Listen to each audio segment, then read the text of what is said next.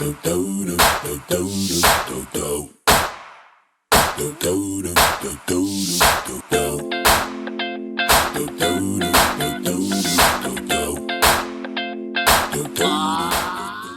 everybody once again to the 2015 Chicago Vintage and Custom Drum Show, the 25th anniversary.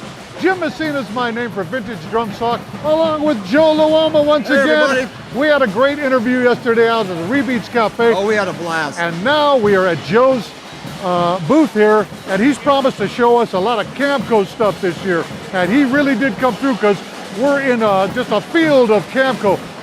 Show us all about it, Joe. What do you got here? Well, you know, I brought the CAMCO. Out of all the drum sets I have, I play CAMCO. They're my favorite. But this is like 4 seasons of CAMCO I brought to show for 4 decades, you could almost say.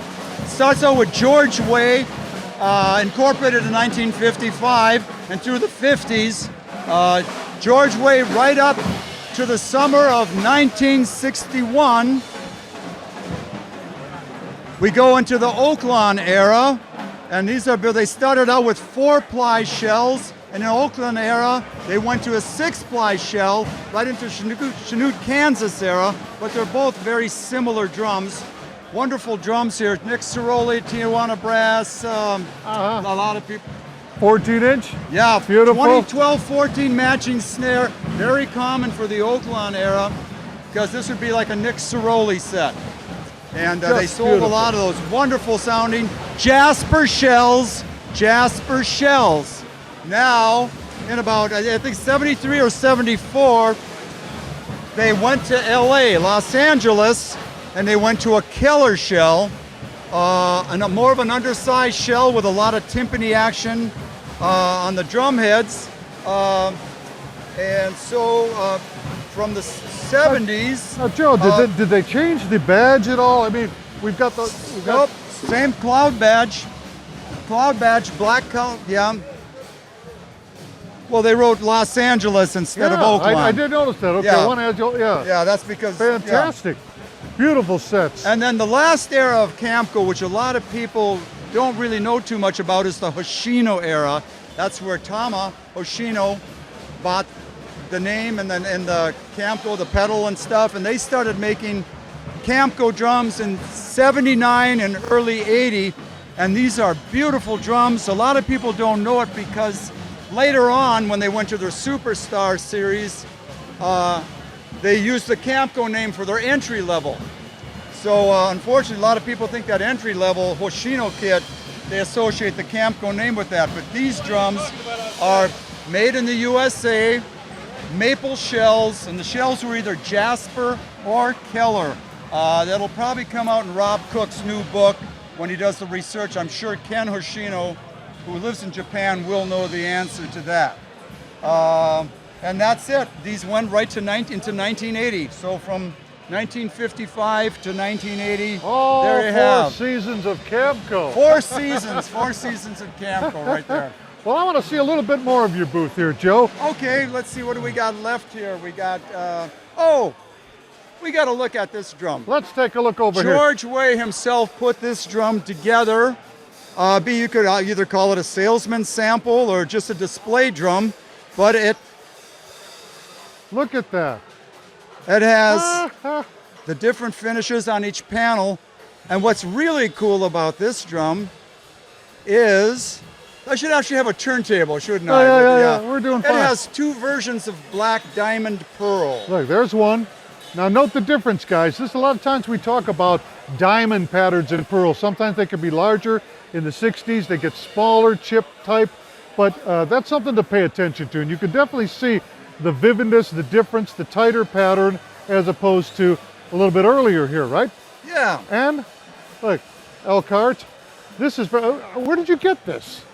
I bought this from, actually this came from Don Bennett, who got it from Bob Rickman is his name. Bob Rickman goes way back, a real character in the early drum shows. And Don Bennett is here at the show today. I know, Don's here, yeah. We'll be speaking with him in a little bit here. Yeah, see, it all gets recycled. Yes, Joe, this is just like you to have an interesting, unique piece like this. It's it's a great conversation piece. And are you selling this or? Oh no, I paid way too much for it. Man, let's come down this way here. It was a weak moment. You know, sometimes you just gotta have it. I have to stop at this drum. Now, did we look at this last year or no? No, I don't think that was. Was Wait that till you hear what last this year? is, you guys. Maybe it was. This was originally. It's a Billy Gladstone. It was originally covered. Okay. And Billy didn't make too many that were originally covered. I think I got the key right in there, but I don't. Is the three-way key in there? Oh well. Anyway, we know what three-way.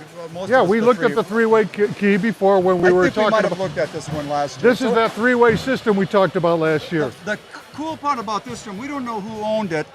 It says Pete Spammer on it, but even the A is goofed up on that. This is not a Billy badge. So you don't think this is the original badge? No, that's not original. So somebody put that. Somebody peeled it, the covering off, and put that on after. But you see these little screws? Yeah, look how tiny those screws are. It originally had a plaque on it. So it was probably made for somebody Billy's pretty known for famous. That. Yeah. Now the drum surfaced in California. Buddy Rich. Who would have played a shallow drum like Buddy Rich maybe? Who would have had to have it covered like in White Marine Pearl? Maybe Buddy Rich. I'm not saying it's Buddy Rich's drum, but it could be. It could be, but you know we can't prove it. So, but it's just one of those interesting, Very interesting things. Yes. Yeah, right there. Now, we were at another booth. Did you see the whole set of these? Yeah, I know. This is a basket case. I don't want to show that. Yeah, but I'm just saying the tuning concept. There it is. Yeah. I didn't get to show you before, but here's the tuning concept. Very familiar to WFL wartime drums. A little different, but it was kind of the demise of George Way. It didn't go. But there's just an example of a knob tension snare. Joe's got a little bit of everything. Yep. But again, if you'll notice, this isn't in perfect condition, so that kind of goes against Joe's rule. Well, I have them back at the ranch. I have them in perfect condition. Oh, of course you I do. brought that for somebody else. Okay. They want to make a. So there we Excellent to mint is his motto. I say that every year, and he stands by it. What else you want to show us, Joe? I think that's it for now, Jim. I think we're pretty. And this year's song, what have you got for him? Oh, jeez, I didn't even think of a tune. What are you going to do now? You pick one. I say, you too hot? He's thinking, what the heck is that? Too hot? All right, anyways. Joe Luoma, he is too hot. That's right. VintageDrumstalk.com. All right. Here at the, Next year we'll work out. We'll work on that. Well, we can always dance our way out. This is our Vegas show, and this is why we don't play Vegas anymore. There we go. Joe Luoma, top collector. We'll see you in a little bit.